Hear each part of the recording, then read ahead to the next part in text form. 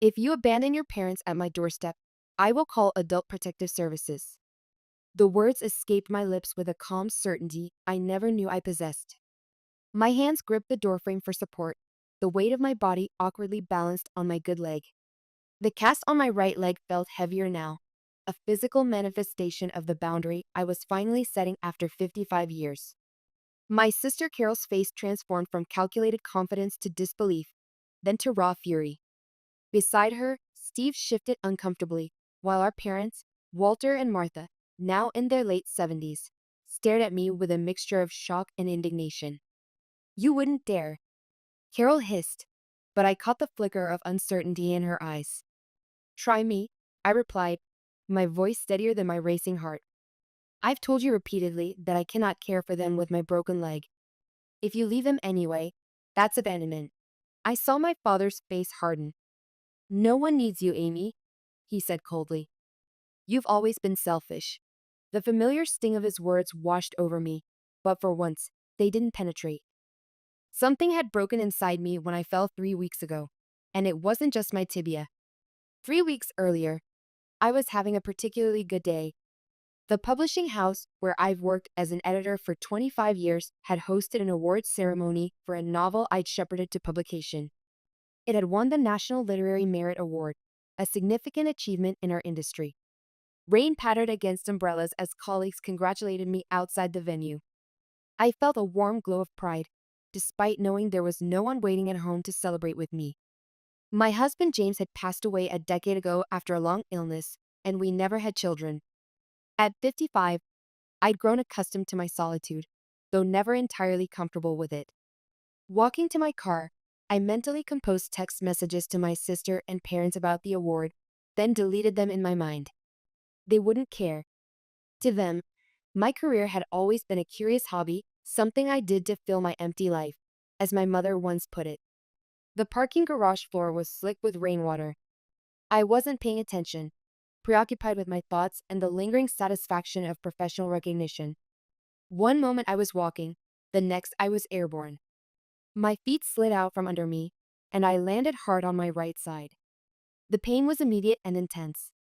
Oh my God, are you okay? A woman rushed over, concern etched on her face.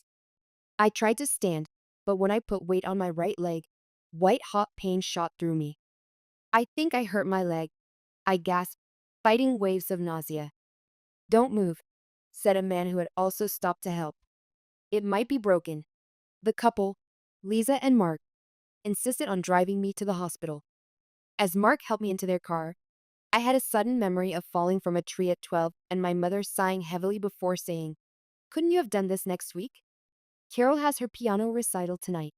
I'd sat in the school nurse's office until after dark, when a teacher finally drove me home. At the hospital, the emergency room was busy, but the triage nurse took one look at my leg and expedited my care. X-rays confirmed what I'd feared, a complex fracture of the tibia, complicated by decades-old knee issues. You're looking at 8 to 12 weeks of recovery time, the doctor explained, showing me the X-ray. At your age, bones don't heal as quickly as they once did. 12 weeks. I repeated, immediately thinking about work, my two-story house, how I'd manage everyday tasks. I'm also concerned about those arthritic changes in your knee, she continued. This injury may exacerbate them. You'll need physical therapy once the cast comes off. They gave me painkillers, put on a cast, and arranged for crutches.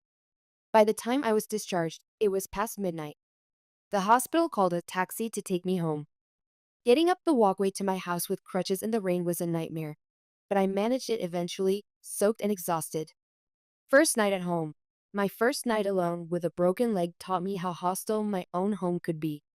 Stairs became mountains. The bathroom seemed miles away. Making tea was an expedition requiring careful planning. I felt old and vulnerable in a way I never had before. Once settled on the couch with a blanket and that hard-won cup of tea, I texted my family about the accident. I didn't expect much response. They'd never been particularly nurturing, at least not with me, but I thought they should know. Just letting you know I slipped in the rain today and broke my leg. Complex fracture. Will be in a cast for 8 to 12 weeks. I added nothing about the award. It seemed irrelevant now. While waiting for a response, I called my boss, David. Despite the late hour, he answered immediately. Amy, what happened? Are you all right? His concern was so immediate, so genuine, that I felt tears threaten. I explained the situation, apologizing for the projects that would be delayed. The only thing you need to focus on is recovery, he insisted. We'll arrange for you to work from home as much as possible, but your health comes first.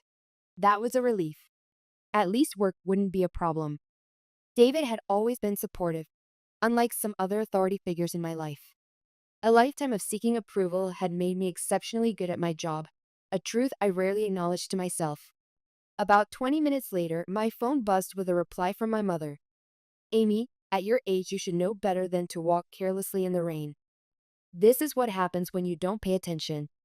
We can't visit right now because we're busy with the renovations at Carol's house. Be more careful next time. No, are you okay? No, do you need anything?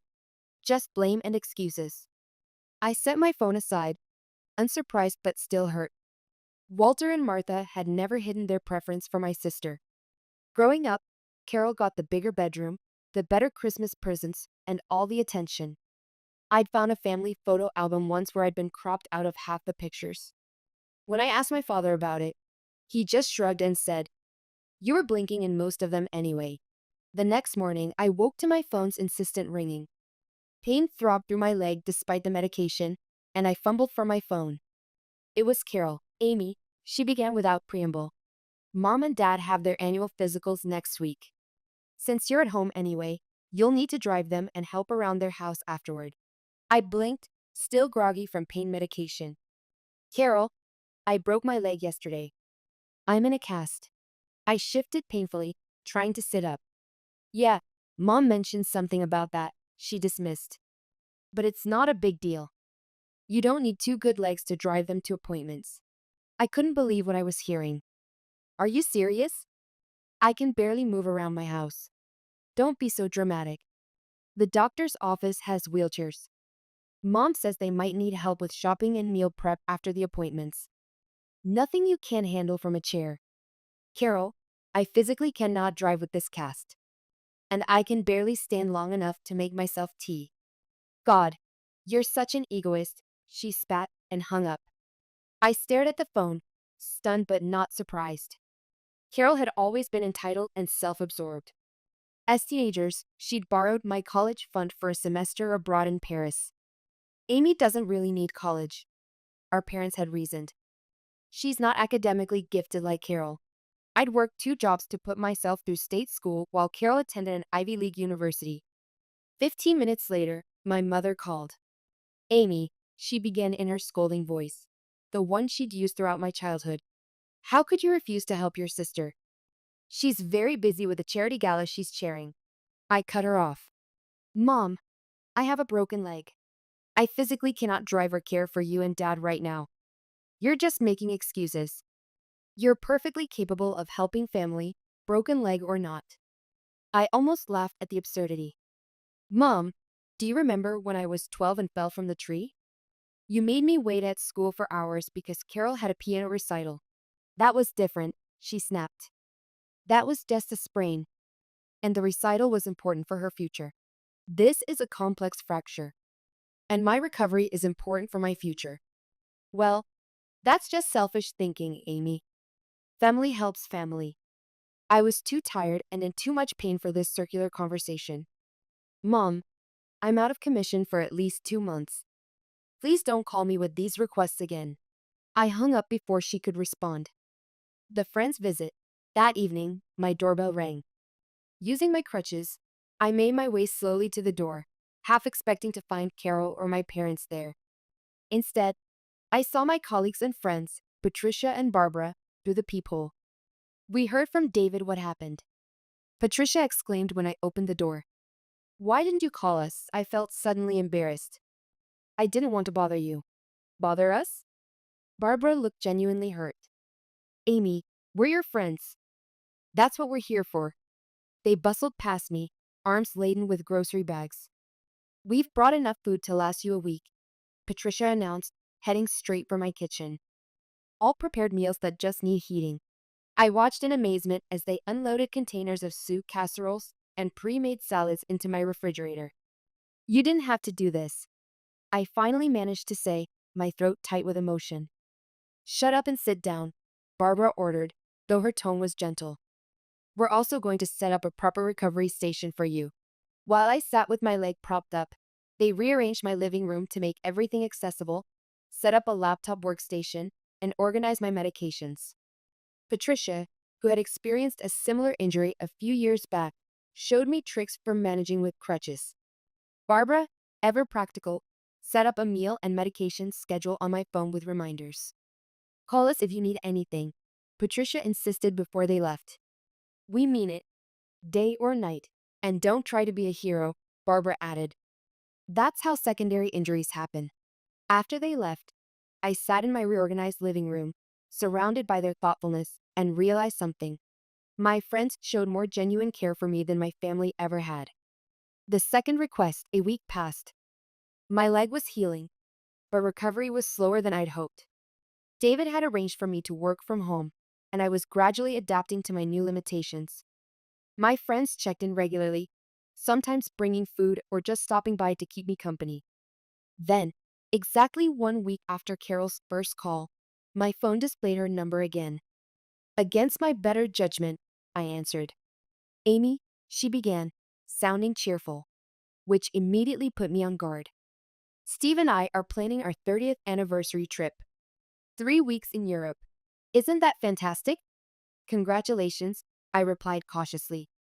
Thanks. Anyway, we're leaving next Sunday, and since you're at home anyway, you'll need to have mom and dad stay with you while we're gone. They really can't be alone that long at their age. I nearly dropped the phone. What? Carol, I still have a broken leg. I'm not at home anyway. I'm recovering from a serious injury. Oh, come on. It's been 2 weeks? You're fine. They don't need much care, just someone to cook meals and make sure they take their medications.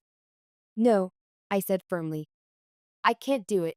I'm sorry, but I physically cannot care for our parents right now. She exploded. You selfish bitch. You're just lying around doing nothing while I need help. You've always been lazy, but this is a new low. I was stunned by her venom. Carol, I literally broke my leg. Why can't they stay at their own house with a home health aide? Do you have any idea how expensive that is? She snapped. Besides, they don't need a stranger. They need family. I almost pointed out that the cost of a home health aide was surely less than their 3-week European vacation, but I bit my tongue. I'm sorry, but I can't help. You'll need to find another solution. You're ruining everything. She shouted. We've already bought non-refundable tickets. That's not my problem, I replied, then hung up before she could say anything else. Steve had come from old money, but his parents had cut him off when he dropped out of law school. Though he eventually became a corporate lawyer and reconciled somewhat with his family, the financial damage was done. Carol had always resented that they weren't as wealthy as Steve's siblings and compensated by pressuring our parents to fund their lifestyle, convincing them it was investing in the family legacy. The final confrontation, 3 days of blessed silence followed. No calls from my family, no text messages. I started to think they'd finally gotten the message. I was wrong. Saturday morning, my doorbell rang. I wasn't expecting anyone, and my friends always texted before coming over. Using my crutch, I made my way slowly to the door and looked through the peephole. My heart sank. There stood Carol, Steve, and my parents. I opened the door but blocked the entrance with my body and crutch. What are you doing here? Carol smiled, though it didn't reach her eyes. We're dropping mom and dad off.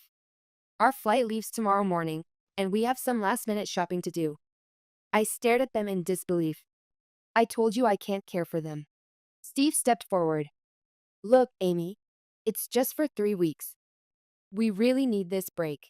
I noticed how tired Steve looked. Rumors suggested his law firm was downsizing, and Carol's expensive tastes had always strained their finances. But that wasn't my problem. And I really need to recover from my broken leg, I replied. I'm sorry, but no. My mother's face hardened. Amy, at your age, You should be more responsible. Family duty comes before personal comfort. I gestured at my cast. A broken leg isn't about comfort, Mom. I can barely take care of myself.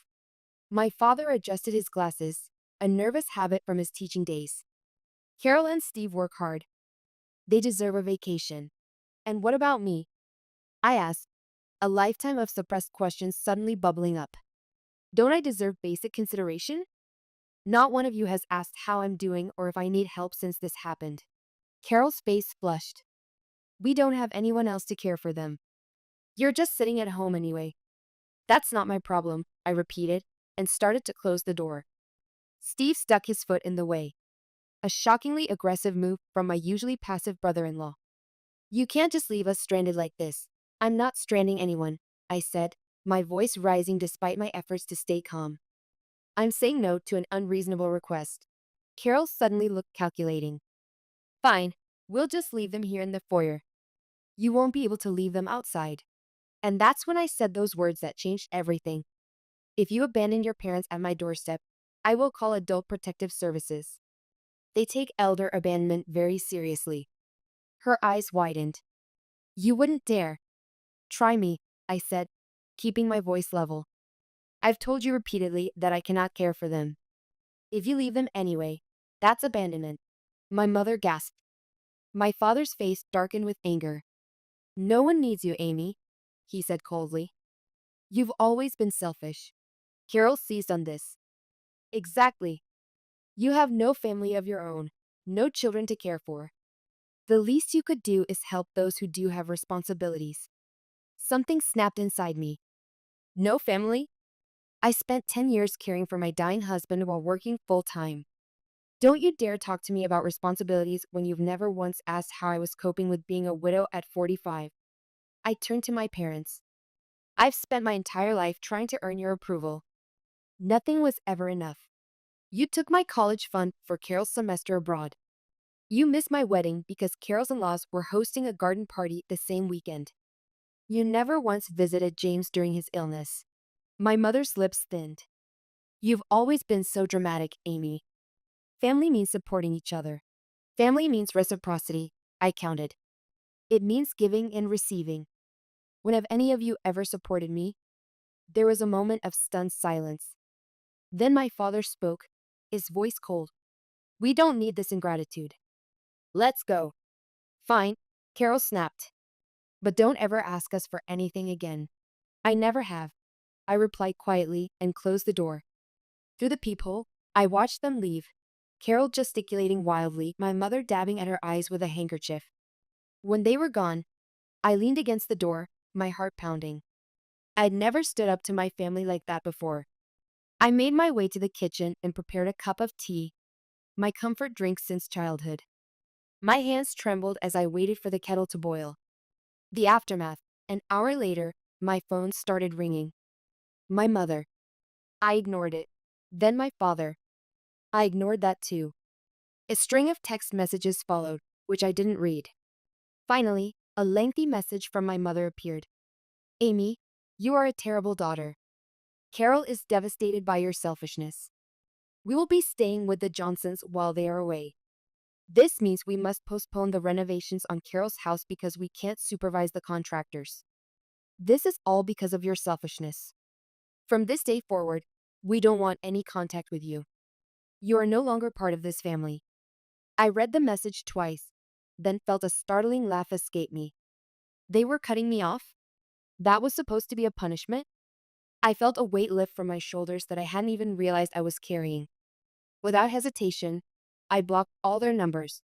My mother, my father, Carol, and Steve. It was surprisingly easy, like excising a tumor that had been growing for decades. New connections. 2 weeks later, I received a call from my Aunt Judith, my mother's sister.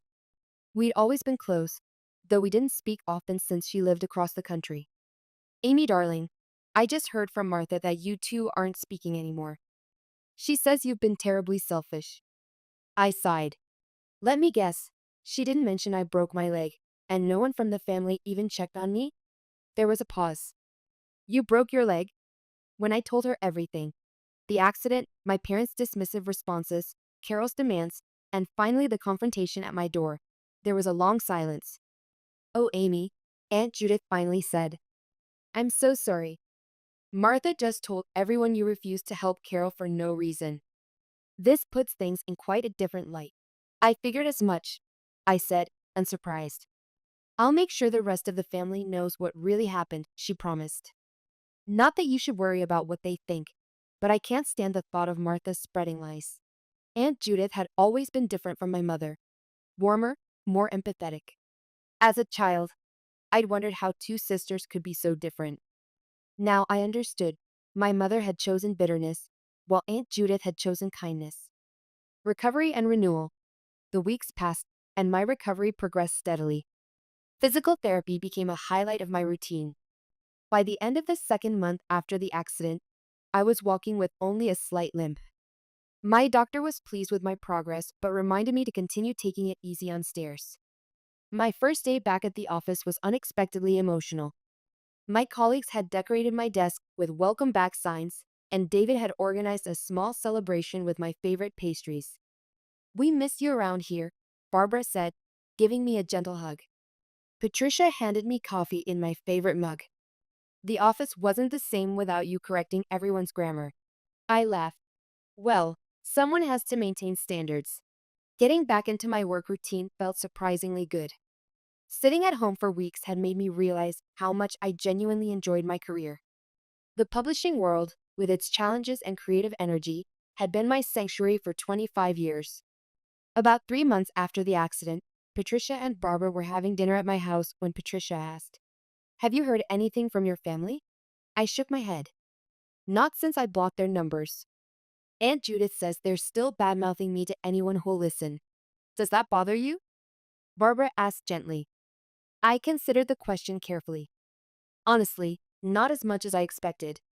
It's like once I accepted that they'll never change, it stopped hurting so much. Patricia raised her glass. "To toxic family members, may they stay blocked forever." We all laughed and clinked glasses. That night, after my friends left, I stood in my garden, admiring the early spring bulbs I'd planted last fall. My leg was healing well, only troubling me when I overdid it or when rain was coming. The physical pain was fading, and surprisingly, so was the emotional pain. For years, I'd tried to earn my family's love and approval.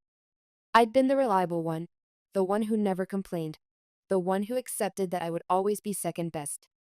The broken leg had forced me to say no for once, and that had changed everything.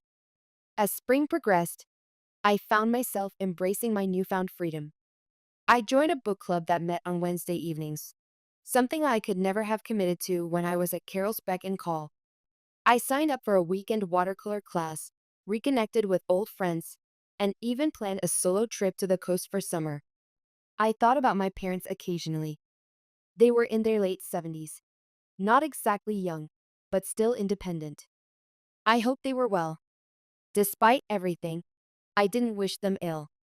Maybe someday we could have a relationship based on mutual respect rather than obligation. But I wasn't holding my breath. One Saturday in May, almost 4 months after my accident, I was at the farmer's market when I thought I glimpsed Carol in the crowd. My heart jumped, but then the woman turned, and it wasn't her. I was surprised to realize I felt disappointed. Some small part of me had hoped it was her, that perhaps she'd changed, that she wanted to apologize. But that was unlikely. People like my sister and parents rarely admitted they were wrong. They'd probably go to their graves believing I was the selfish one who had wronged them. And that was okay. I couldn't control what they thought or said about me. I could only control my own actions and choices. That evening, I had dinner with friends at a new restaurant downtown. As I looked around the table at these people who genuinely cared for me, who had shown up when I needed them, who respected my boundaries, who valued me for who I was, I felt a profound gratitude. 2 weeks later, Aunt Judith called with news. "Your mother's been telling people you reached out begging for reconciliation, but she refused." I laughed. "That's creative. I haven't unblocked their numbers." "I figured as much," she said. "How are you doing, really?"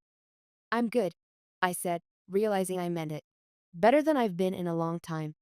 After we hung up, I made myself a cup of tea and settled in my favorite chair with a manuscript I was editing.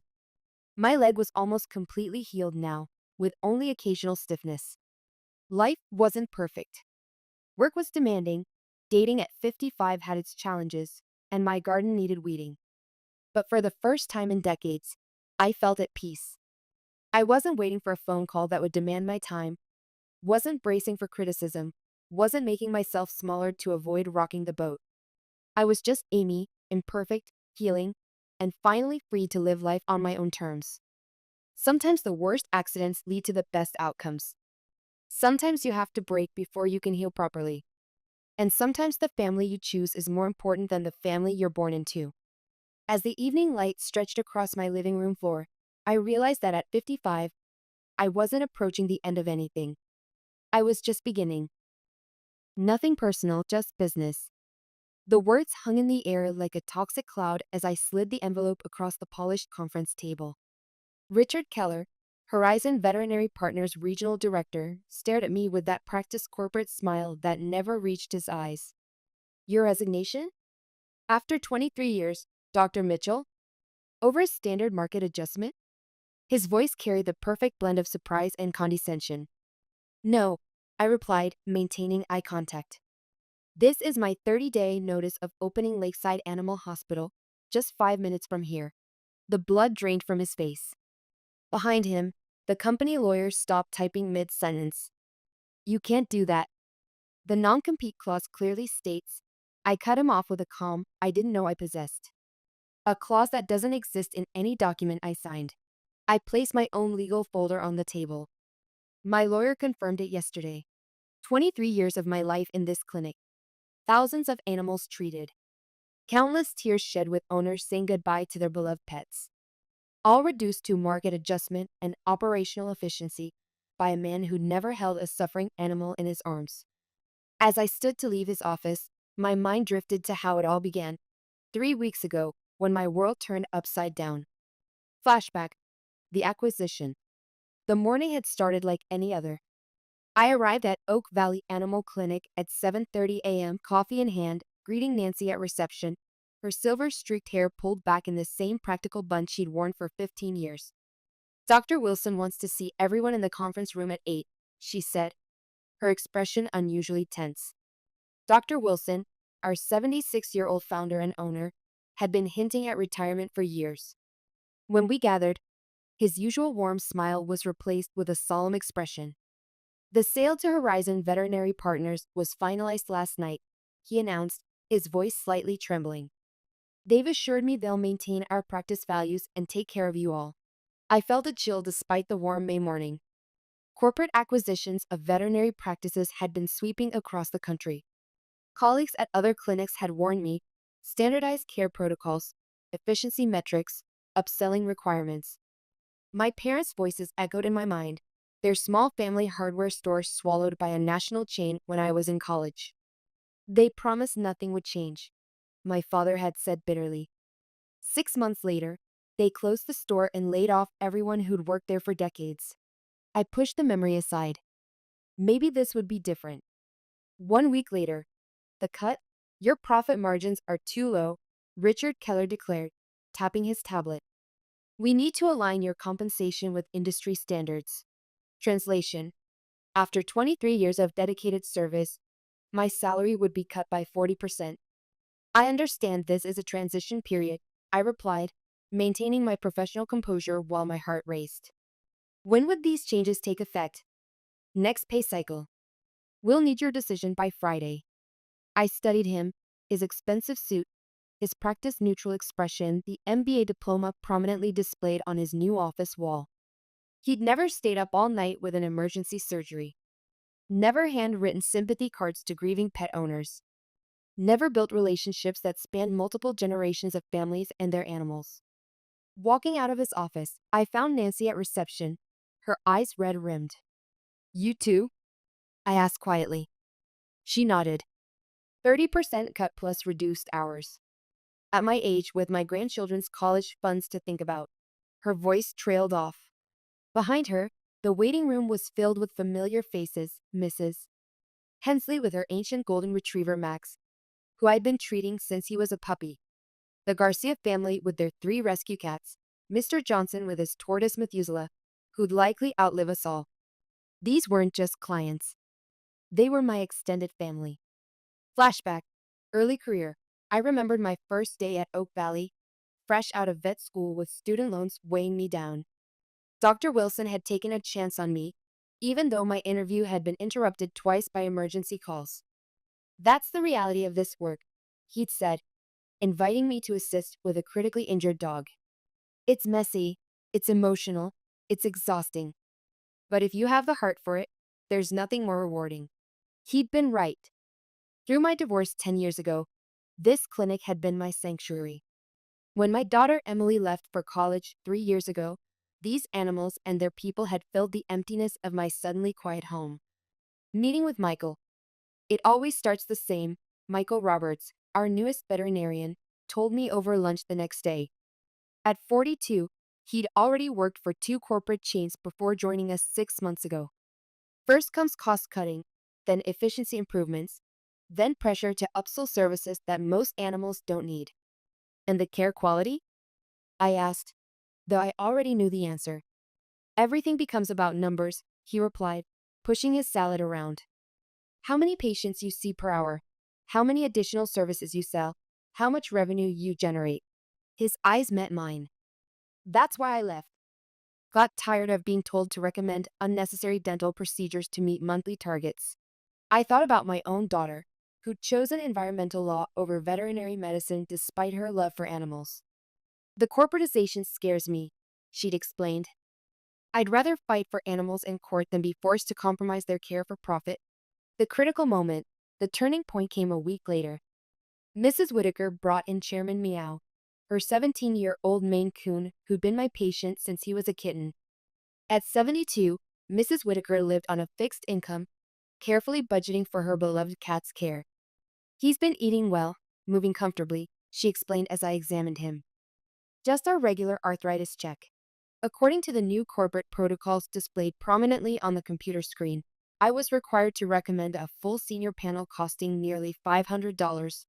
Tests we'd run just 2 months earlier with normal results. Is this really necessary so soon? Mrs. Whitaker asked, concern evident in her eyes. Before I could answer, Richard appeared in the doorway, as if summoned by some profit-sensing radar. Mrs. Whitaker, I'm Richard Keller, Regional Director. He introduced himself with that same practiced smile. I couldn't help noticing that we haven't scheduled Chairman's senior wellness package today. What followed was masterful corporate pressure, subtle implications that skipping these tests was neglectful, mentions of early detection, and finally a special one-time discount that still exceeded what these tests should actually cost. I watched Mrs. Whitaker's expression shift from confusion to guilt to resignation as she finally agreed, her hands gripping her purse a little tighter. After she left, Richard pulled me aside. Dar Mitchell, when we recommend a protocol, we expect our veterinarians to support it fully. Those tests are unnecessary right now, I said, keeping my voice low but firm. This isn't about healthcare. It's about revenue. Your personal attachment to clients is clouding your professional judgment, he countered dismissively. The words struck like a physical blow. In my world, that personal attachment was the cornerstone of good medicine. That night, I couldn't sleep. I kept seeing Mrs. Whitaker's face, the trust in her eyes replaced by uncertainty. I thought about my own mother, also a widow on a fixed income, and how vulnerable she would be to such tactics. By morning, I knew what I had to do. The decision. You should, Dr. Wilson said when I called to tell him I was considering opening my own practice. His voice carried the weight of regret. I would never have sold if I'd known what they really planned. Over the next 2 weeks, I became a woman possessed. I secured a lease on a former pediatrician's office just 5 minutes from Oak Valley. Equipment suppliers I'd worked with for years offered favorable terms. A local bank approved my business loan, the loan officer remembering how I'd treated her family's pets for over a decade. In the clinic, I maintained a careful silence about my plans, but word spread regardless. Patients asked pointed questions during appointments. So where exactly will your new practice be located? Mrs. Thompson asked while I examined her terrier's ear infection. I haven't finalized anything yet, I replied carefully, aware of the microphone on the computer system that had been installed as part of Horizon's quality assurance program. She lowered her voice. Well, when you do, please let me know. Max won't see anyone else. These conversations happen daily, each one strengthening my resolve and confirming I wasn't just making a career move. I was preserving a standard of care that mattered to the community. The confrontation. On my final day at Oak Valley, Brian summoned me to what he called a departure protocol meeting. I expected typical exit formalities, returning keys, signing paperwork, perhaps a cursory acknowledgement of my years of service. Instead, I found Brian seated with two strangers, Horizon's regional legal counsel and their human resources director. Before we process your departure, we need to address some concerns. Brian began formally. It's come to our attention that you may be planning to open a competing practice in violation of your employment terms. The legal counsel, a stern woman in her 50s, slid a document across the table. This is a cease and desist letter regarding any plans to practice veterinary medicine within a 20-mile radius of this facility for the period of 1 year. Which brings us back to the conference room, the envelope, and my calm declaration of independence. New Beginnings, Lakeside Animal Hospital opened its doors exactly 17 days after my departure from Oak Valley. The timeline had been ambitious, requiring round-the-clock work, temporary equipment rentals, and a skeleton crew working double shifts, but we made it happen. Michael joined as the second veterinarian. Diane, our head technician, came aboard after her hours at Oak Valley were reduced. Nancy gave her notice the day our new reception desk was installed, citing Horizon's hostile work environment in her resignation letter. Our first day was meant to be a soft opening, a chance to test systems with a handful of appointments. At 8:45 a.m., 15 minutes before our official opening, I looked out the front window to an astonishing sight. A line of people and pets stretched across our small parking lot and down the sidewalk. Did you call all these people? Michael asked, eyes wide. No, I said, stunned. I only contacted a few with urgent needs. Nancy was already at the reception desk, logging into our new practice management system. I think word got around, she said with a knowing smile. As we opened the doors, familiar faces poured in. Mrs. Whitaker with Chairman Meow, the Garcias with their rescue cats, Mr. Johnson and Ancient Methuselah, patients I'd cared for over decades. We saw on the community Facebook page that you are opening today, explained Mrs. Peterson, her aging beagle Baxter wagging his tail. No one wanted to miss it. By lunchtime, we'd registered over 70 pets in our new system. By closing, that number had more than doubled. That evening, as we finally closed the doors after an exhausting but exhilarating day, I received a text from a former colleague still working at Oak Valley. Emergency meeting called for tomorrow morning. Apparently, the schedule is suddenly empty. 3 months later, the email from Richard Keller arrived exactly 3 months after our opening. Requesting a meeting to discuss the veterinary landscape in Lexington, it read.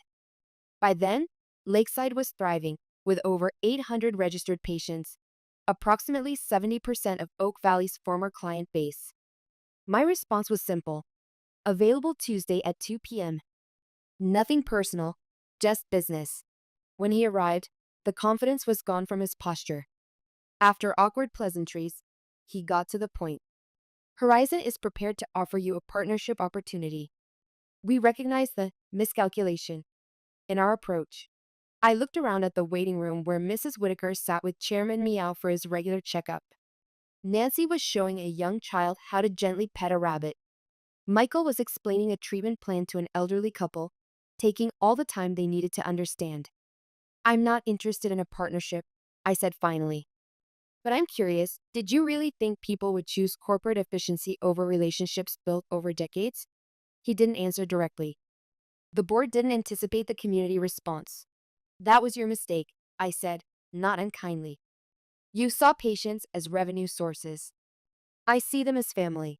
After he left, I sat alone in my office, surrounded by the thank you cards that already covered one wall. At 53, I'd taken the biggest risk of my life and discovered I was stronger than I ever imagined. My phone buzzed with a text from my daughter. Mom, so proud of you for standing your ground. You're my hero. I smiled, thinking of Mrs. Whitaker's words earlier that day. You know, Sarah, sometimes life's greatest adventures begin when someone underestimates you. Looking around at the thriving practice we'd built, filled with wagging tails, purring patients, and the team I trusted, I realized that sometimes the best revenge isn't just success. It's creating the place you were always meant to be. You're using my work. You're asking for my help. Acknowledge that publicly. My words hung in the air of the downtown law office. The conference room fell silent, thick with tension you could almost touch. Victoria Reynolds, the woman who had so casually dismissed me 3 months ago, now sat across the polished mahogany table, dark circles under her eyes, her normally perfect hair pulled back severely. Beside her, Northwell's lawyer and a board representative exchanged nervous glances. I felt Rebecca Morgan, my attorney, shift slightly beside me, a subtle gesture of support.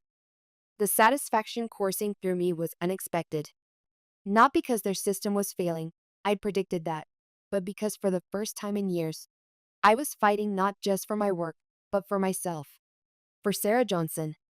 Victoria broke the silence. We can agree to the financial terms, but the acknowledgement creates a complicated precedent. I almost laughed. Complicated? No. What was complicated was building a system that processed billions in transactions without a single security breach for 12 years. What was complicated was sacrificing my marriage and my relationship with my daughter Lisa for that system. What was complicated was being pushed aside by people who had no idea what they were destroying. The board representative cleared his throat. We'll need time to discuss internally. Rebecca smiled slightly. Of course, but I should note that Sarah has received inquiries from other organizations. Her schedule is filling up quickly. It was a bluff, but Victoria's expression tightened instantly. Give us 24 hours, she said. As we left the building, I couldn't help but think of how I'd gotten here, a 46-year-old divorced woman fighting for the recognition of her life's work, while simultaneously trying to repair the relationship with her only daughter. The two battles seemed impossibly intertwined. Flashback, the beginning of the end. 3 months earlier, I sat across from Victoria in her office, staring in disbelief at the words coming out of her mouth. Are we seriously considering a complete rewrite of the platform? The system I've spent the last 12 years perfecting? I couldn't keep the edge from my voice. Victoria tapped her pen against the sleek mahogany desk that had appeared the day after her promotion to Chief Technology Officer. Sarah, you have to understand, everything is moving to cloud-native architecture these days. Your system, while impressive for its time, just isn't where modern tech needs to be. Where modern tech needs to be, I repeated quietly, the words tasting bitter. The system hasn't had a single security breach in 12 years. It's processed over $18 billion in transactions. But sure, let's throw it out because it's not trendy enough. I was the senior systems architect at Northwell Logistics in Portland. At 46, I'd built our internal platform from scratch. Every module, every security feature, every encryption layer. It wasn't flashy, but it was bulletproof. And now, Brandon Taylor, a consultant who'd been with the company for all of 6 weeks, was convinced it all needed to go. Victoria sighed, finally looking up at me. The board has already approved Brandon's proposal. We're not here to debate whether we're doing the rewrite. We're here to discuss your role in the transition. I felt something shift inside me, then a cold certainty settled in my stomach. In that moment, I knew my days at Northwell were numbered, just like my marriage had been when David found me still working at 2 a.m. for the 5th night in a row. Let me guess, you want me to document everything, train the new team, and then what? Move to a strategic advisory role? I made air quotes with my fingers. Victoria had the decency to look uncomfortable. We value your institutional knowledge, Sarah. No one knows the system like you do. But legacy systems are liabilities. Isn't that what Brandon keeps saying in those fancy presentations? I challenged her. She didn't deny it. Instead, she slid a folder across the desk toward me. This is the transition plan. The team will need comprehensive documentation on all core modules within 4 weeks. After that, there will be a knowledge transfer phase of approximately 3 months. I didn't reach for the folder. And then? And then we'll discuss next steps. Her voice was smooth, politician-like. Translation: we'll show you the door once we've extracted everything we need. Flashback: a different time. I still remember the day I started at Northwell Logistics. It was 2011, and the company was just a scrappy startup with 15 employees working out of a converted warehouse. Thomas Wilson, the founder, had interviewed me himself. "We need something more robust," Thomas had told me, his eyes bright with entrepreneurial fire. "Something that can scale with us, something secure." Thomas was different from the managers I'd worked with before. He understood value over trends, substance over style. He reminded me of my father, a carpenter who had built things to last, not to impress. Dad had always told me, if you're going to build something, build it right. I carried that lesson into every line of code I wrote. It took me 3 years to build the first complete version of the platform. I worked 80-hour weeks, survived on coffee and determination.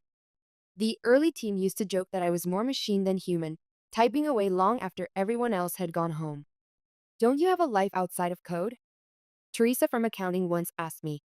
The truth was, I did, or I had. Lisa was 10 when I started at Northwell, still eager for bedtime stories and weekend adventures. David, my husband then, had supported my career initially, proud of my technical prowess. But as the months of late nights stacked up, something changed. The bedtime stories became fewer, the weekend adventures rarer. "Mom, you promised you'd come to my ballet recital," Lisa had said, her voice small, her eyes large with disappointment. "I know, sweetie, but this deployment is critical. I'll make it up to you, I promise." How many times had I said those words? How many promises had I broken? By the time Lisa entered high school, David and I were sleeping in separate bedrooms. By the time she graduated, we were divorced. "You're married to your work, Sarah," David had said the night he moved out. "There's no room for us in your life." He wasn't wrong. But the system was my magnum opus. Every line I wrote, every module I designed felt like a piece of myself embedded into the company. The platform grew as Northwell grew, from 15 employees to 50, then to hundreds, as we expanded across the Pacific Northwest. Our client list went from local businesses to Fortune 500 companies. Throughout it all, my platform held steady, scaling and adapting. The security modules were my particular pride. I developed a custom encryption library after discovering vulnerabilities in some of the standard options. I called it Johnson Secure, my small vanity, and licensed it to Northwell under specific terms. I was meticulous about the licensing agreement, ensuring I maintained authorship and control. It seemed like a technicality at the time. I had no plans to leave. After all, the system had already cost me my family. I wasn't about to abandon it too. At Northwell, the changing tide. Over the years, executives came and went. Thomas sold his stake and moved on to new ventures. The board brought in professional management with MBAs and corporate backgrounds. Suddenly, there were layers of hierarchy where once we all reported directly to the founders. I stayed focused on the platform, adding new modules as needed, hardening security, optimizing performance. It wasn't the most exciting work, but there was satisfaction in maintaining something reliable. Like my father's cabinets that still stood in my childhood home, my system endured. Then came the new wave of leadership, including Victoria Reynolds as CTO. She'd come from a high-profile role at a tech giant and clearly had ambitions beyond Northwell. With her designer suits and strategic name-dropping, Victoria reminded me of the girls who had excluded me in high school, the ones who cared more about appearance than substance. Shortly after her arrival, she brought in Brandon Taylor as a consultant. "He'll help us modernize our approach," she announced at an all-hands meeting. Brandon specializes in digital transformation and cloud migration. I watched as Brandon charmed his way through the company, conducting interviews, hosting workshops, giving presentations filled with buzzwords and colorful charts. He spoke with overwhelming confidence about technologies he clearly only understood superficially. With his tailored suits and perfect smile, Brandon had the polished look of someone who'd never had to prove himself through actual results. He'd been born into the tech world's equivalent of royalty, an Ivy League degree and a father who sat on multiple corporate boards. For him, success was an inheritance, not an achievement.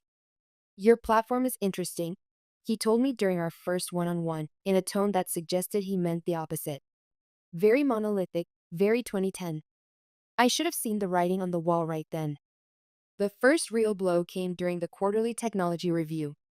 I was scheduled to present the platform upgrade roadmap I'd been working on for months, plans to modularize certain components while maintaining the rock-solid security foundation. But when I arrived at the conference room, Brandon was already projecting his slides. We've taken a deep dive into the current architecture, he was saying, and identified significant technical debt that's holding Northwell back from true digital agility. I slipped into a seat at the back of the room, watching as Brandon presented what amounted to a complete dismantling of my life's work. He showed complicated diagrams contrasting the legacy monolith, represented by an ominous gray block, with a colorful, distributed cloud architecture. The current system architecture represents significant enterprise risk, he declared, clicking to a slide titled Risk Assessment. It's vulnerable to single points of failure, limits our ability to leverage cutting-edge cloud services, and frankly depends too heavily on tribal knowledge. That last point was accompanied by a knowing glance toward me. The subtext was clear. I was the tribe, and my knowledge was a liability, not an asset. As I sat there, I couldn't help but think of Lisa. She was 20 now, in her second year of college. Our relationship was strained at best, non-existent at worst. The previous Thanksgiving, she'd chosen to stay at her father's rather than visit me. "It's not personal, Mom," she texted. "Dad just makes plans I can actually count on." The words had stung because they were true. How many times had I canceled on her because of a work emergency? How many soccer games and school plays had I missed? Questions? Brandon asked after outlining a proposal for a complete rewrite that would take only 18 months. "Yes," I said, raising my hand. "Have you analyzed the actual performance metrics of the current system or calculated the security implications of moving our client data to a distributed cloud architecture?" Brandon smiled thinly. "The benefits of cloud-native architecture are well documented in the industry, Sarah. We don't need to reinvent the wheel here." "That's not what I asked," I pressed. "Our current system has maintained 99.97% uptime over the past 5 years and zero security breaches. What's your projected reliability for this new architecture?" The room grew uncomfortable. Victoria stepped in before Brandon could respond. "These are details we'll flesh out in the implementation planning," she said smoothly. "Today's session is about strategic direction. In other words, we've already decided, so stop asking inconvenient questions." After the meeting, Michael from the development team caught up with me in the hallway. He'd been at Northwell almost as long as I had. "That was brutal," he said quietly. "For what it's worth, most of us know the platform isn't the problem. Politics." I nodded, appreciating the solidarity but recognizing its limits. Michael had 3 kids and a mortgage. He couldn't afford to be on the wrong side of this fight. That evening, I stayed late alone in the office as usual. I accessed the repository containing the Johnson Secure Library and reviewed the licensing terms. Just as I remembered, Northwell had a license to use it, but I retained complete ownership and authorship rights. More importantly, the documentation for how it integrated with the platform's most critical security features existed primarily in my head. I made a complete backup of everything, including my personal notes and design documents. A strange calm settled over me. I wasn't going to sabotage anything. That wasn't my style. But I also wasn't going to make this easy for them. They wanted my system gone? Fine. They would learn exactly what they were losing. As I drove home that night, I passed Lisa's old high school and felt a familiar pang of regret. I'd missed so much, sacrificed so much for a company that now saw me as disposable. Was it worth it? Had it ever been? The dismissal, the next 3 months were a master class in corporate double-speak. I was simultaneously crucial to the transition strategy and clearly on my way out. I sat through countless meetings where Brandon and his growing team of new hires dissected my work, often misunderstanding fundamental aspects of the architecture. "The authentication module seems unnecessarily complex," one of the new developers commented during a code review session. "We could replace this with a standard implementation." I had to bite my tongue. The authentication system was complex because it handled specialized access control for regulated industries, with automatic compliance logging that satisfied three different international standards. But explaining that would just label me as resistant to change. Instead, I dutifully documented everything they asked for, conducted knowledge transfer sessions, and answered questions. But I was selective about the depth I went into, especially regarding Johnson Secure. This encryption library, is this open source? Brandon asked one afternoon, frowning at his screen. No, it's proprietary, I replied carefully. Licensed to Northwell under specific terms. He made a note without looking up. We'll probably replace it with industry standard encryption. I didn't bother explaining that Johnson Secure used customized implementation with additional security layers specifically designed for our data types. Again, what would be the point? As the transition progressed, I became increasingly isolated. My team was gradually reassigned to the modernization project. My input was required less and less frequently. I could feel myself being pushed to the margins. One Tuesday morning, I found myself alone at my desk while everyone else was in a planning meeting I hadn't been invited to. My computer pinged with a calendar invitation. Transition planning, HR office, tomorrow 10 a.m.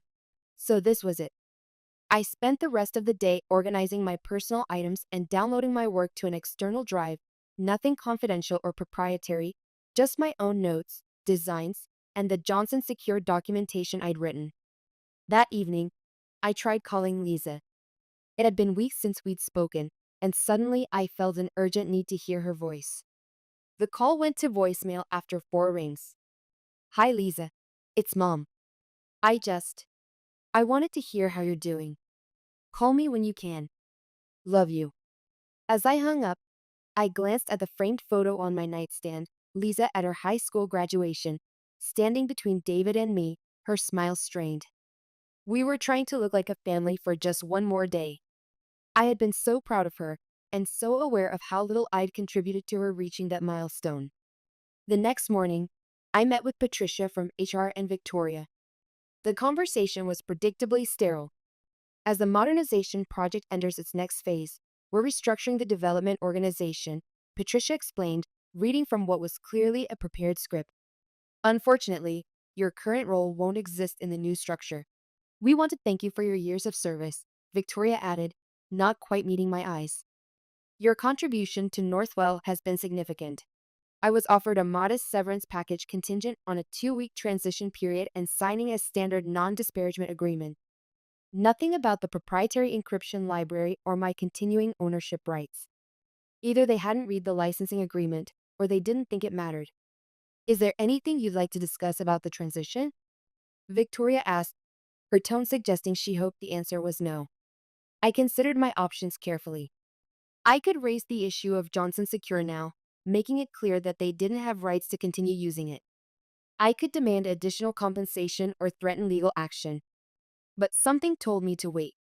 Let them discover the problem on their own. No, I said finally. I think everything's clear. For the final 2 weeks, I was the model departing employee. I documented additional systems, answered questions, and even helped troubleshoot a few issues with the prototype of the new platform. No one seemed to notice that I never fully explained how Johnson Secure integrated with the audit logging system or the customer data vault. On my last day, there was a small gathering in the break room. People I'd worked with for years shuffled awkwardly, ate cake, and made vague comments about keeping in touch.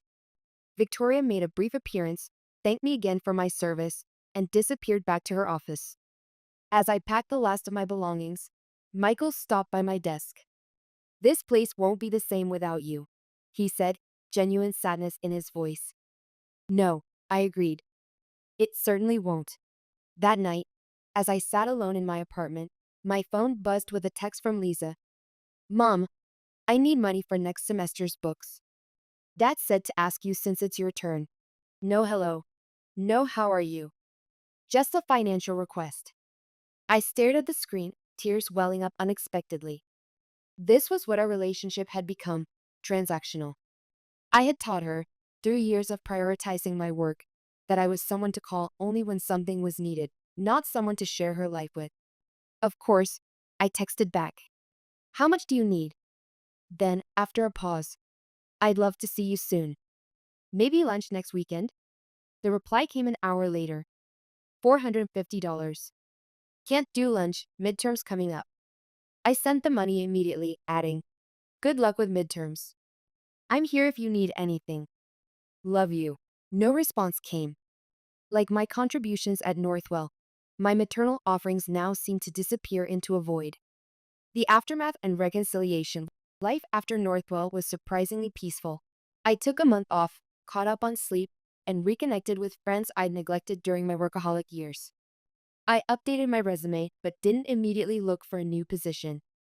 12 years at one company had left me financially secure enough to be selective about my next move. For the first time in years, I had space to think about something other than work. I found myself looking through old photo albums, tracing Lisa's childhood through birthdays and holidays, noticing how my presence in the photos became less frequent as the years progressed. On impulse, I drove to her university one afternoon, not calling ahead for fear she'd find a reason to avoid me. The campus was bustling with young people moving purposefully between classes. I felt out of place, an interloper in my daughter's world. I found her coming out of the science building, laughing with a friend. She looked so much like me at that age, the same determined walk, the same way of tucking her hair behind her ear when concentrating. But there was something of David in her too, in the easy way she smiled. Her face registered surprise, then wariness when she saw me. Mom? What are you doing here? I was in the area, I lied. I thought maybe we could grab coffee. She hesitated, glancing at her watch. I have class in an hour. Perfect, I said, trying to sound casual. There's a cafe right across the street. Over coffee, we stumbled through small talk, her classes, my job search. Then, gathering my courage, I said, Lisa, I owe you an apology. A big one. She looked up, surprised. For what? For not being there. For missing your ballet recitals and soccer games. For putting work first all those years. My voice caught. I thought I was building something important, something that would last. But I was wrong about what's truly important. Lisa was quiet for a long moment, stirring her coffee. Dad used to tell me that you loved your computer more than us, she said finally. The words hurt, but I deserved them. It wasn't the computer, I said softly. It was what I could create with it. I felt valued there, respected for my skills in a way I wasn't at home. But I see now what that cost me, what it cost us. To my surprise, Lisa reached across the table and squeezed my hand briefly. I'm not saying it's okay, she said, but I understand a little better now. My roommate's mom is a surgeon, and she says the same thing, that her mom was always at the hospital for everyone else's emergencies. It wasn't forgiveness, but it was a start, an opening I hadn't dared hope for. Occasionally, I would receive LinkedIn messages from former Northwell colleagues, mostly casual check-ins. But about 2 months after my departure, the messages took on a different tone. Hope you're doing well. Quick question. Do you remember how the compliance logging was configured for the financial services module? Having some issues with the audit trails. I provided vague answers. Nothing they couldn't have figured out from the documentation I'd left behind. But the questions kept coming, growing more frequent and more specific. Where exactly is the Johnson Secure integration documented? Do you have any notes on the custom credentialing protocols? Can you clarify how the token validation process interfaces with the encryption layer? I knew what was happening without being told. The new system was hitting roadblocks, specifically around the secure components built on Johnson Secure. Without detailed knowledge of my custom library, they were struggling to replicate its functionality. One evening, my phone rang. Michael's number. Hey, I answered. How's it going? There was background noise on his end, voices raised in what sounded like a heated discussion. It's a total disaster, he said, his voice low. The new platform went live last week and everything's falling apart. Authentication is failing across departments. We've got data leaking between client instances, and the compliance team is freaking out because the audit logs aren't capturing the required information. That sounds serious, I said, keeping my tone neutral. Serious doesn't begin to cover it. We've got a major contract on hold because we can't prove compliance with their security requirements. Brandon is nowhere to be found, literally. He's not responding to calls or emails. And Victoria. He lowered his voice further. Victoria is looking for someone to blame. I didn't respond immediately, digesting this information. Part of me felt vindicated. They disregarded my expertise and were now facing the consequences. But I'd spent 12 years building Northwell's platform. Despite everything, I didn't want to see it fail catastrophically. I'm sorry to hear that, I said finally. I hope they figure it out. Sarah, Michael said, frustration evident in his voice. You know they can't figure it out without you. Nobody understands how Johnson Secure works. We didn't even realize how central it was to the entire security architecture until everything started breaking. I remained silent. They're going to call you, he continued. Victoria's been in meetings with the board all day. Just when they do call, remember that not everyone agreed with how they treated you. After hanging up, I sat in my living room thinking. This was exactly the scenario I had anticipated, though perhaps sooner than expected. The question was, how would I respond when they reached out? My phone buzzed with a text from Lisa. Thanks for coffee the other day. Maybe dinner next weekend? My treat. I stared at the message, a warmth spreading through my chest that I hadn't felt in years. I'd love that, I texted back. Just name the time and place. In that moment, I realized that whatever happened with Northwell, I finally had a chance to repair what truly mattered. The code could wait. My daughter couldn't. I didn't have to wait long to find out how Northwell would approach me. The next morning, my phone displayed Victoria's name. I let it go to voicemail. She called twice more before sending a text. Sarah, we need to discuss an urgent matter regarding the platform. Please call me at your earliest convenience. I didn't respond. Instead, I called my attorney, Rebecca Morgan. We'd worked together years ago when I was setting up the licensing for Johnson Secure, and I trusted her judgment. They've backed themselves into a corner, she said after I explained the situation. Legally, they can't continue using your library without a valid license, and practically, they can't fix their problems without your expertise. So what do you suggest? Let me handle the communication, Rebecca said. If you're willing to help them, we should formalize terms that recognize your value. And Sarah, your value just went up considerably. Before meeting with Northwell, I had dinner with Lisa as promised. Over pasta at her favorite restaurant, she opened up about her struggles in college, her aspirations for the future, her fears of not measuring up. I always thought you had it all figured out, Mom, she said. You always seemed so sure of everything. I laughed softly. I was terrified most of the time. I just got really good at hiding it. Even now, with all your experience, especially now, I admitted.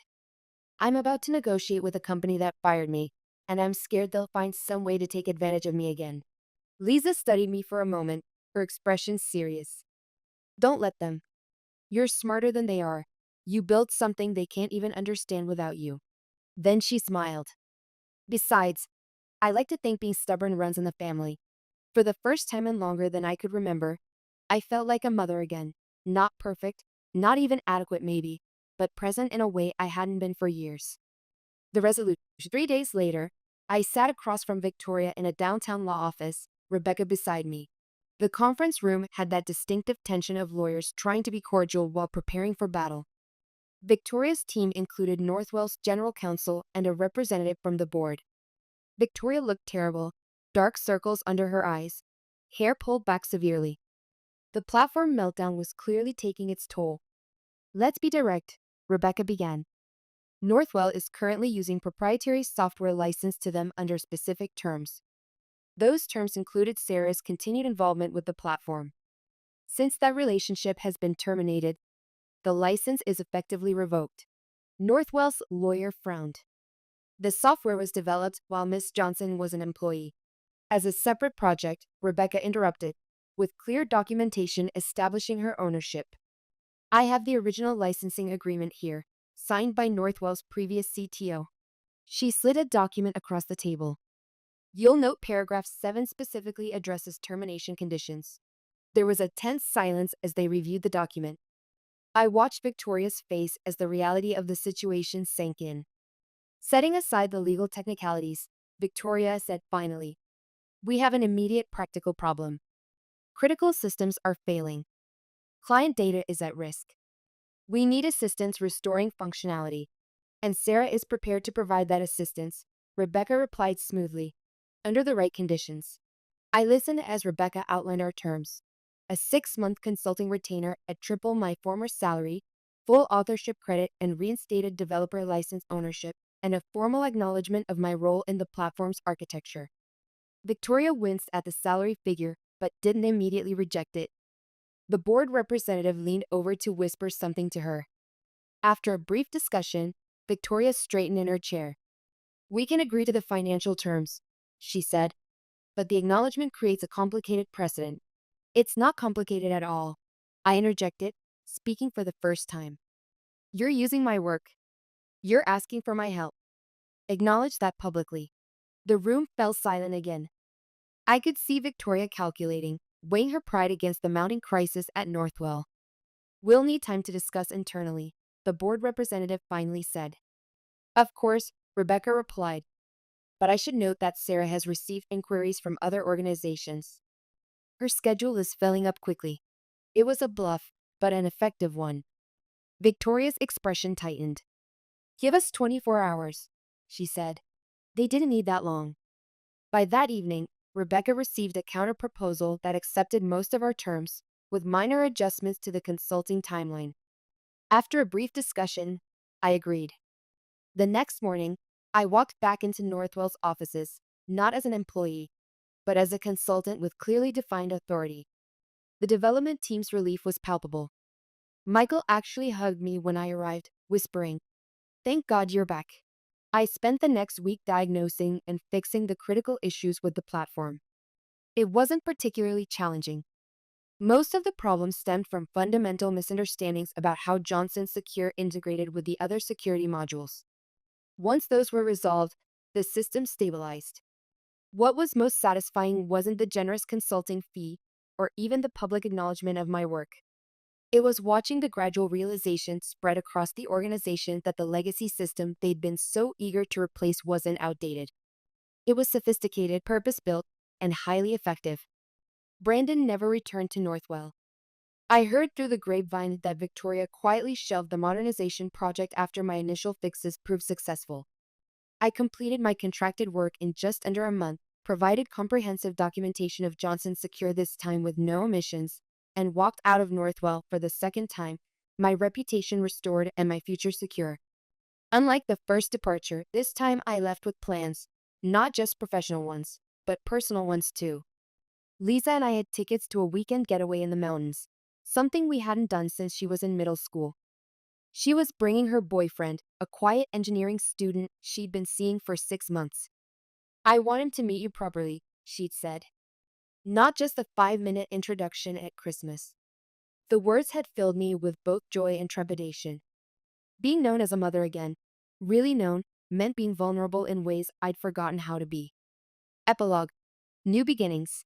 6 months after my consulting engagement with Northwell ended, I received an unexpected email from Thomas Wilson, the original founder.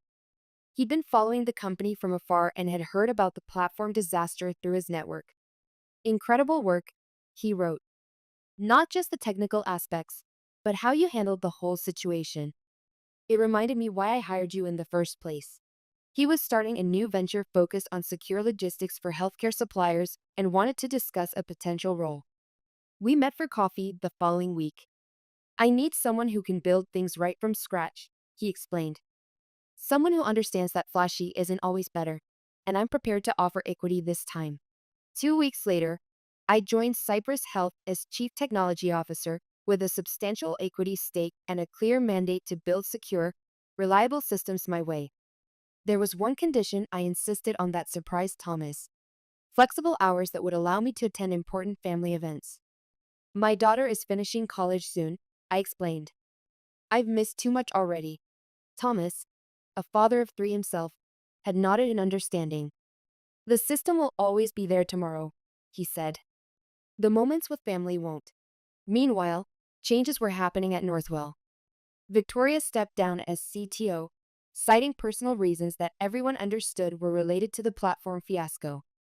The modernization project was officially canceled, and the company quietly began rebuilding around the original platform architecture, with proper credit given to its creator. My experience had made me something of a legend in Portland's tech community. I was invited to speak at conferences about system architecture and security design. At one such event, I bumped into Brandon in the hallway. He was trying to pitch his services to a group of startup founders, using the same buzzwords and flashy slides. When he saw me, he quickly excused himself and disappeared into the crowd. The most satisfying moment came when Northwell's board chair reached out personally to apologize for how the situation had been handled and to ask if I would consider joining the company's technical advisory board. I declined politely, explaining that my new role kept me fully occupied. "That's unfortunate," he said. "Your expertise would be invaluable." Yes, I agreed. It would. At Cypress Health, I built a new platform with all the lessons learned from my years at Northwell. It was modern without being trendy, secure without being cumbersome, and most importantly, fully documented and properly attributed. I assembled a team of developers who valued substance over style, thorough testing over rapid deployment. Instead of Brandon's approach of chasing every new technology trend, we focused on selecting the right tools for each specific task. But the most significant change wasn't in my professional life. It was in the small apartment I'd moved into downtown, closer to the waterfront where Lisa and I now took weekend walks when she was home from college. She'd graduate next month, and for the first time in years, I would be sitting in the front row, not rushing in late from some work emergency or missing it entirely. 1 year after joining Cypress Health, we launched our platform. The healthcare logistics industry took notice immediately. Our security-first approach resonated strongly in a sector dealing with sensitive patient data and complex compliance requirements. Thomas and I had a clear vision: build something that worked exceptionally well, explain it clearly, and let the results speak for themselves. No buzzwords, no exaggerated claims, just solid technology solving real problems. Johnson Secure evolved too. I open sourced a version of it, maintaining a proprietary extension for our specific needs at Cypress Health. The open source community embraced it, contributing improvements and expanding its capabilities. 3 years into this new chapter, Cypress Health was acquired by a major healthcare technology provider. The valuation was heavily influenced by our platform's reputation for security and reliability. My equity stake meant I could retire if I wanted to, but the work was too satisfying to walk away from. I stayed on as CTO with expanded responsibilities and a team that had grown from 5 to 50. Every new hire heard the story of Northwell, not as a tale of revenge, but as a lesson in the value of building things right and standing up for your work. But they also heard another lesson I now shared equally passionately: the importance of balance. Your greatest code will never love you back, I would tell them during orientation. Build systems to last, absolutely, but build your personal relationships to last too. The acquisition made headlines in the industry press. Several former Northwell colleagues reached out to congratulate me, including Michael, who is now looking for a new opportunity himself. I hired him immediately. On the day the acquisition was finalized, Lisa called me. She had just been accepted to graduate school for computer science and wanted my advice, not just about the program, but about how to balance the demands of a technical career with a personal life. "I don't want to make the same mistakes," she said. "But I also don't want to hold myself back." Looking at my daughter, now a young woman making her own way in the world, I realized that the mistakes of the past couldn't be erased, but perhaps they could be redeemed. That she would even ask me for this kind of guidance felt like a gift I didn't deserve but treasured all the same. "It's not about never making mistakes," I told her. "It's about recognizing them before they cost you what matters most." Looking back on my journey from Northwell to Cypress Health, I realized that true success wasn't about fighting against change, but about standing firmly in the value of your work while remembering what gives that work meaning in the first place. And sometimes, the best revenge isn't just letting your code speak for itself, but letting it speak for a life well balanced.